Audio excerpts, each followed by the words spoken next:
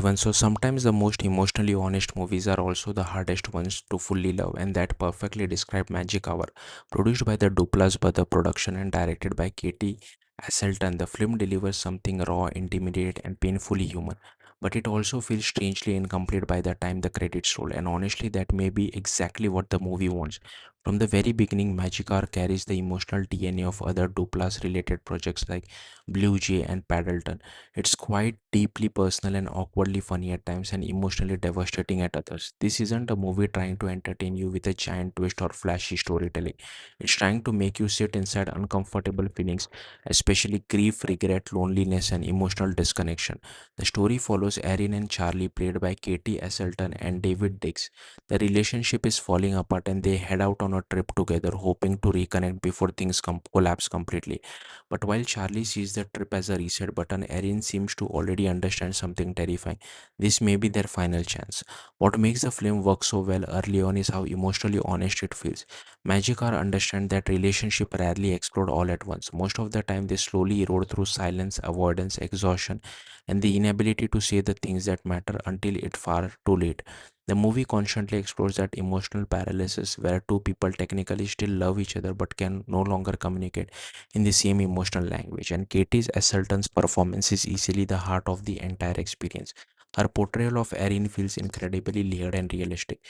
She moves through grief in a way that feels messy instead of cinematic. One moment she is detached and numb, the next she is anxious, angry, nostalgic, guilty, or desperately searching for connection. The film doesn't present grief as one clear emotional journey. Instead, it feels fragmented and constantly shifting, which makes it much more believable.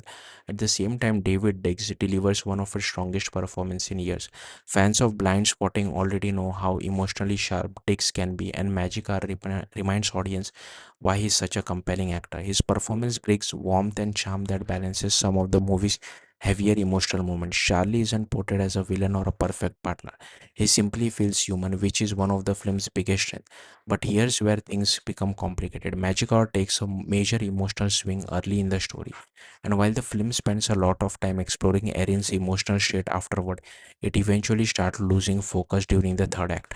The movie suddenly feels unsure about what it wants to be. Part of it wants to remain an intimate character study about grief and emotional isolation. Another part starts drifting towards smaller narrative subplots and indie film eccentricity that don't feel nearly as powerful as the emotional material from earlier in the movie. That tonal shift may frustrate some viewers. There are moments in the final act where the film almost feels like it's avoiding deeper emotional confrontation. Instead of fully pushing its characters toward catharsis or resolution, it drifts into a quieter, more abstract territory. Some viewers will probably interpret that as an emotionally realistic, while others simply feel unsatisfied. And honestly, both reactions are understandable because Magic Hour absolutely contains scenes that hit with devastating emotional power. Certain conversation and visual moments linger long after the end. The cinematography especially becomes important during these quieter stretches. The film constantly uses dusk, fading light, empty spaces, and visual stillness to reflect emotional absence and unresolved pain. Even the soundtrack choices feel deliberate. The movie uses electric music and shifting tones almost like emotional defense mechanism, reflecting how people distract themselves from grief or emotionally dissociate during painful moments. It creates an atmosphere that feels deeply personal and melancholic without becoming overly melodramatic. Still, there's no denying that the film risks losing audience in its later section. For some viewers, the slower pacing and lack of clear narrative payoff may feel emotionally authentic. For others, it may feel like the movie simply runs out of ideas before reaching a satisfying conclusion. But maybe that unresolved feeling is the entire point. Grief itself rarely gives people clean endings or emotional closure. Relationships often end with unfinished conversation, lingering resentment, unanswered questions, and emotions that never fully settle. Magic seems determined to reflect that reality instead of offering traditional catharsis. And whether you found that profound or frustrating will probably determine how much the film works for you overall. What's undeniable though is that Katie Asselton created something deeply sincere. In an era where dramas feel engineered for award clips or viral moment, Magic Hour feels intensely personal and emotionally vulnerable.